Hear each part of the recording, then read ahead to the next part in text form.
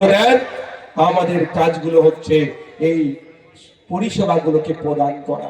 বন্ধুগণ, আগামী 21শে জানুয়ারি কলকাতা শহীদ মিনার ময়দানে অধিকারের নিয়ে একটা মহাসমাবেশ রাখছি। আপনাদের আমরা উপস্থিতি কামনা করছি। আপনারা সাড়া দেবেন তো আমাদের ডাকে? আসবেন তো আপনারা? আসবেন তো ভাইরা? আপনাদেরকে আসতে হবে, ঐক্যবদ্ধ হয়ে দলবদ্ধ হয়ে লড়াই করতে হবে। অনুরোধ, রাজনৈতিক কারবারিরা ধর্মে ধর্মে বর্ণে বর্ণে লাগিয়ে দেওয়ার চেষ্টা করছে, যাতে যাতে লাগিয়ে দেওয়ার চেষ্টা করছে, ওই ফাঁদে পা দেবেন না। আপনি বিপদে পড়লে, রাম বিপদে পড়লে রহিম ছুটে যাবে তাকে উদ্ধার করার জন্য। ফতেমা বিপদে পড়লে সীতা মাতাকে উদ্ধার করার জন্য যাবে। কলকাতা থেকে বাবুরা টিভির সামনে বসে হই হই করবে, প্রকৃত অর্থে আপনার বিপদে সে পাশে থাকবে না। তাই আপনাদের বলবো, সজাগ সতর্ক হন, কারো ফাঁদে পা দেওয়ার দরকার নাই। আমরা দীর্ঘকাল ধরে সম্প্রীতির সাথে, ঐক্যের সাথে, সৌহার্দ্যের সাথে আমরা বসবাস করছি। এই রাজনৈতিক কারবারিদের পাল্লায় পড়ে যার টাকা বেশি তুই বিলটা দে। কেন মারপিট করবেন? আপনি বলেন তো ভাই, কার জন্য মারপিট করবেন? 364 দিন আপনাকে খুঁজবে না, ওই একটা দিন খুঁজবে। যেদিন এসে ছবিতে মালা লাগিয়ে অমুক অমর রহে বলে কাজ শেষ। 364 দিন কিভাবে দিনটা পার করছে তার পরিবার সেই বলতে পারবে। কেন হিংসা জড়াবেন ভাই? এই তিনটে বিষয় মাথায় আপনারা রাখবেন। সকলে ভালো থাকবেন, সুস্থ থাকবেন। আবারও বলছি, এসআইআর নিয়ে আপনাদের বড় ভাইজান আমাকে নির্দেশ দিয়েছে, পশ্চিম বাংলার একটা বৈধ ভোটারের যদি নাম বাদ যায়, তার পাশে কেউ থাকুক আর নাই থাকুক, আপনারা নিশ্চিন্তে থাকবেন। আমাদের বড় ভাইজান পীরজাদা আব্বাস সিদ্দিক ভাইজান নির্দেশ দিয়েছে, ওই একটা ভোটারের জন্য দিল্লিগামী ফ্লাইট ধরে সুপ্রিম কোর্টে তার ভোটাধিকার বাঁচিয়ে নিয়ে আসার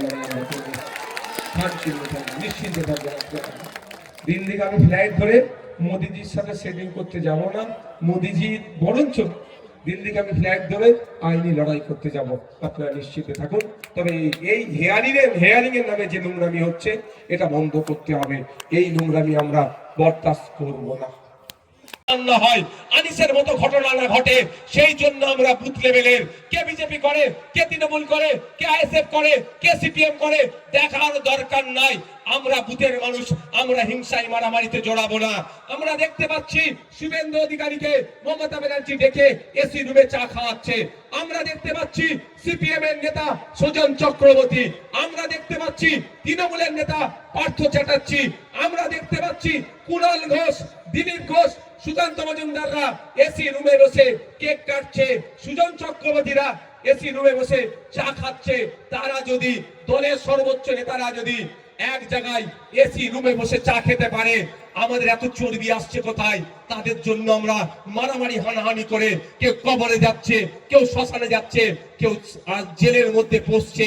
এটা হওয়া যায় না, এটা বন্ধ করতে হবে। তাই আপনাদের বলবো, আজকের পর থেকে যদি কোনো দাদা দিদি বলে এটা কর সেটা কর, আমি দেখে নেব, সেই দাদা দিদিদেরকে আপনারা বলুন, সাহেব আপনি আসুন, দিদি আপনি আসুন, আপনি 2 ঘা দিন, আমি 10 ঘা দিয়ে 1 ডজন আমরা পুষিয়ে দেবো। আসবে দাদা দিদিরা? আসবে না। কেন? বিপদ হয়ে যায়, মরে গেলে জেল খাটতে হবে। আর কাকে দিয়ে মারাচ্ছে? আপনার আমার মতো সাধারণ মানুষদেরকে দিয়ে মারছে। কেন হিংসা জড়াবো? তাই অনুরোধ করছি, আমি আইএসএফ এর নেতৃত্বের বলবো, ওরা যদি এসি রুমে বসে চা খেতে পারে, আমরাই দৃষ্টান্ত তৈরি করবো, আইএসএফ দৃষ্টান্ত তৈরি করবে। আমরা কে তৃণমূল, সিপিএম, কংগ্রেস দেখার দরকার নাই। এই পলাশি এখানে চায়ের দোকানটা খুব ভালো, আমি এখান থেকে গেলে মাঝে মাঝে চা খাই। অন্তত এই আশপাশে চায়ের দোকানে নন এসিতে বসে যে সিপিএম, কংগ্রেস, আইএসএফ দেখার দরকার নেই, একসাথে আপনারা চা খাবেন। বলে যাচ্ছি, তবে যার টাকাটা একটু বেশি তাকে বলে বিলটা দেবে। যদি পেটে বিদ্যা থাকতো এ কাজ করতো ভাই, এ কাজ করতো। তাই এরা প্ল্যানিং করে আপনার আমার ছেলেগুলোকে অশিক্ষিত করে নেতার ছেলেদেরকে হয়ে তাদের ছেলের লাঠিয়াল বাহিনী করার জন্য এখন থেকে স্কুলগুলো বন্ধ করেছে। যদি ওই নেতারা তার ছেলে মেয়েদের জন্য আমাদের ছেলে মেয়েগুলোকে এই ধরনের অশিক্ষিত করে রাখে, এবার আমাদের ভাই চোখ কান খুলেছে, আমরা আমাদের ছেলে মেয়েদের জন্য আওয়াজ তুলবো। কোনো গল্প হবে না, মুসলমান মুসলমান ভাই ভাই, হিন্দু হিন্দু ভাই ভাই গল্প শোনালে হবে না। পশ্চিম বাংলায় 2012 থেকে 2024 25,000 প্রাইমারি স্কুল বন্ধ করে দিয়েছে।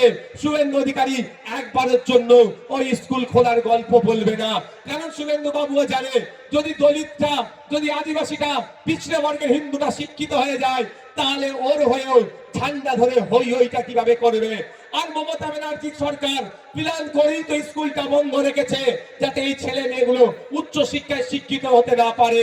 আপনারা বলুন যে 25,000 স্কুল বন্ধ হয়েছে, শুধুমাত্র এই স্কুলগুলো মুসলমান এলাকাতে নাই, বা শুধুমাত্র দলিত ভাইরা যেখানে থাকে, আদিবাসী ভাইরা যেখানে থাকে সেই স্কুলগুলো বন্ধ হয়নি। বন্ধ কোথায় হয়েছে? খেটে খাওয়া শ্রমজীবী মানুষ যেখানে থাকে সেই স্কুলগুলো বন্ধ হয়েছে। হিন্দু হতে পারে, দলিত হতে পারে, আদিবাসী হতে পারে, মতুয়া হতে পারে, নমশূদ্র হতে পারে, মাহাতো হতে পারে, যে কোনো বর্ণের মানুষ হতে পারে। দেখুন, খেটে খাওয়া মানুষ যেখানে আছে সেই 25,000 স্কুল বন্ধ করেছে, আর এর ইফেক্ট আপনার বাড়ির বাচ্চাগুলোর উপরে পড়ছে। স্কুল বন্ধ হয়ে গেছে, শুভেন্দু অধিকারী একবারে কথা বলেছে? বলবে না, কারণ উনি তো ভালো করে জানেন স্কুল খোলা থাকলে ছেলেরা পড়বে, পড়লে ওর হেয়ার হইয়াই করবে না। আর মমতা ব্যানার্জি তো এই রাস্তাটাই বন্ধ করে দিচ্ছে। তাই বন্ধুগণ, আমাদের চোখ কান খুলে চলতে হবে। বলো, তোমার হিন্দু হিন্দু ভাই